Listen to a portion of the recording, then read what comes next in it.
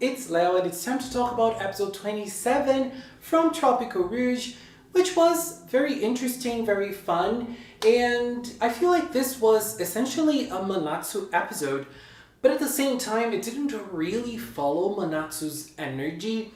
Her energy was high up overall in the whole episode, but I feel like the episode tried to tone down the energy of the atmosphere, and they used the soundtrack brilliantly for that.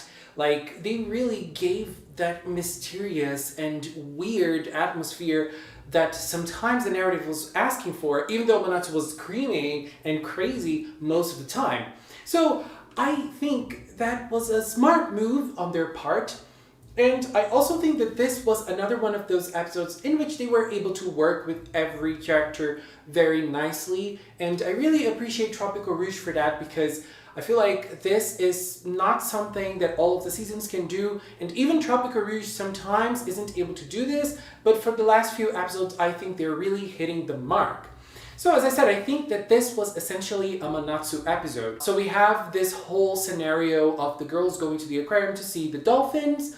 I particularly don't like to see this kind of thing done to animals, but that's not the topic here. So we see right at the start two things that are very interesting. One of them is sometimes I feel like the writers work with Laura as in, let's make a little fun of her high and mighty character, which is an interesting choice. And also Minori. Minori is a character that, in my opinion, is able to always have the spotlight in every single situation. I feel like it's very easy to work with a character like her because she is very unique. So her uniqueness always shines through in every single type of situation. For example, right at the start of the episode, we see a dynamic which is the girls are going to go see the dolphins. And we have three girls that want to see the dolphins, which are Manatsu. I mean, she's the one that wants to see them the most. We also have Asuka and Sango. The three of them really want to see the dolphins. Laura doesn't care because, well, she knows dolphins, she lived with them, and Minori wants to see the jellyfishes. But when they start wondering how dolphins feel like, Minori is the one to actually come forward and create kind of a gag scene, but at the same time, I feel like it's a real thing. Like, they use a real information to create a gag, to create a joke, which is like dolphins, they feel like eggplants. So we have that nice image of the three girls with an eggplant in the back. They're like, what? And it also establishes that Laura doesn't care about the dolphins and Minori doesn't care about the dolphins. It's not that Minori doesn't care, she cares about something else more. And she has a book of jellyfishes, and she's always like wanting to see the jellyfishes, and it's very funny to me and interesting to see Minori like crazy about something and actually showing that, because she barely smiles, and when there was an opportunity for her to see the jellyfishes, she smiled, and that's like a huge thing for Minori. I loved that scene, and I also love jellyfishes. They are very beautiful. I love that anime called Princess Jellyfish, and I also love Kokomi from Genshin Impact because she's gonna throw a jellyfish on the enemies. I just can't wait for Kokomi. She can't come sooner. Oh my god, I need to save gems. Anyways, coming back to the episode. So we had this situation in which motivation was being stolen and they didn't really know like what was going on. They didn't notice that there was Yaraneda there. And, well, Laura mentioned that if there was a Yaraneda, the aquapot would notice. And Manatsu was the one that actually noticed that people were going out of their encounters with dolphins like with very low spirits, and they were supposed to come out with high spirits because, well, they're meeting dolphins. So Manatsu was the one that noticed that. Nice, because I feel like that's usually something that the main character, the hyper type of main character, wouldn't notice. And someone smarter, someone who has a better perception of their surroundings, like Minori or Sango in Tropical-Rouge, would notice. But it was nice that it was Manatsu who did it, because it made sense with her fantasy of the dolphins and how much she wanted to meet them. And so they went on to investigate. That was also very nice. Like both of them, the group created a plan to try and discover what was going on. So they together collectively had this decision of waiting until the night so that Laura could actually use her mermaid form. So love to see Laura's mermaid form. I loved it.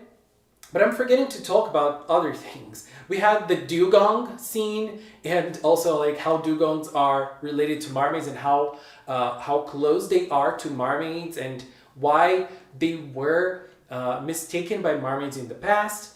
And that scene with Laura looking at the dugong was everything. We also had Minori finally living her fantasy and watching the jellyfishes and, you know, sprouting lots of like curiosities about jellyfishes, weird curiosities about jellyfishes. That was super, super cool as well. I mean, I just love how they work with Minori. I feel like, in my opinion, she is the best handled character in Tropical-Rouge. And she's my favorite, so I might be a little biased to say this. It doesn't matter. So I really loved that moment in which Laura became a mermaid again. I always love seeing Laura in her mermaid form. It's so prettier than her human form. I love it. And, you know, Numidi was the one. And I loved that scene when Numidi was there sleeping and they didn't know it was Numidi, and even Kurun jumped in the fun to tickle her. And then her hair, and then Laura's hair. It was everything. And then, you know, I really enjoyed that little moment between Numidi and Laura running after her, and then the girls noticing that something was wrong in the dolphin lair, in the dolphin area. And I think, again, this is something I'm saying a lot, but let's just say this again. I don't like the Tropical-Rouge fights, but I feel like in the last few episodes, they're trying things and they're kind of succeeding. Thus, the fight in this episode, it could have been more dynamic. Yes, it could have been more dynamic. It could have had better action scenes. It could. The technical part of this episode wasn't the grandest, and so I understand that the fight wouldn't be the best animation ever. But it was fun. It was fun to watch. It was fun to see the girls connecting with the dolphins in a way, Manatsu or Summer connecting with the dolphins and, you know, creating a plan, and they were all able to execute that plan. So that was something nice. And the girls were able to defeat it. Very nice. We also saw Summer using her solo attack, which is also very nice as well. Like, I always like when we're able to see the solo attacks of the girls, even when they're not able to defeat the monsters anymore. And overall, a cool fight. Not the best in the world, but still cool.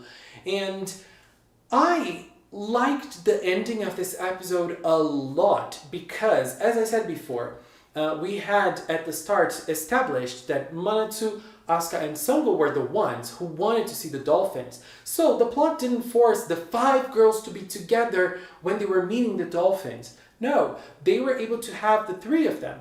And, you know, sometimes I complain, and I see all the other people complaining too about how Sango is forgotten.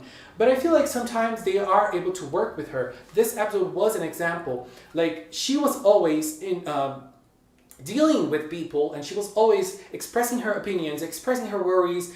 And at the end, if you notice, Manatsu was the one to hug the dolphin first, and then Asuka, and then Sango, which makes a lot of sense with her personality. She's not always opened up to the world and to, you know, live new experiences. She has to force herself to do that, which is something she wants to. But she has to, you know, force is not a very good word. Like, she has to motivate herself to do things. So her being the last one to hug the dolphin makes a lot of sense with her personality. So those little details are very nice to me. And we see Laura with the dugong, which was very, very nice. And Minori with the jellyfishes. And, like, look, the plot didn't force the 5 of them to be together. They made what made sense with them for what this episode established. And I really liked that. And I also really liked Numidi's plan. I like when the villains do things differently. I like when villains try new things. And I love Numidi. I love the Tropical-Rouge villains. And I really enjoyed the fact that Numidi tried to do something. And I really liked it. And obviously, Kururun was super adorable in this episode as well. Anyways, this was my opinion on episode 27. It feels like next week things are gonna get hot for two reasons. Shongire will be part of the action in the human world. What? And it seems the next episode is gonna be a Midori focused episode. Girl, I am all for it. I just love her, and they never miss with Minori. They always hit the mark with her, so I'm very excited for next week's episode. I'm super excited for next week's episode, even more than the Power Up episode, let me be honest here, because girl, I just love Minori so much. Anyways, this was my opinion. Please leave yours in the comment box. Let's keep talking. And I want to take this time to thank the members of the Magical Cinnamon channel. If you are a member, thank you very, very much for your support. And if you watched up until now, thank you so much as well. Thank you so much for watching, and until next time, bye bye!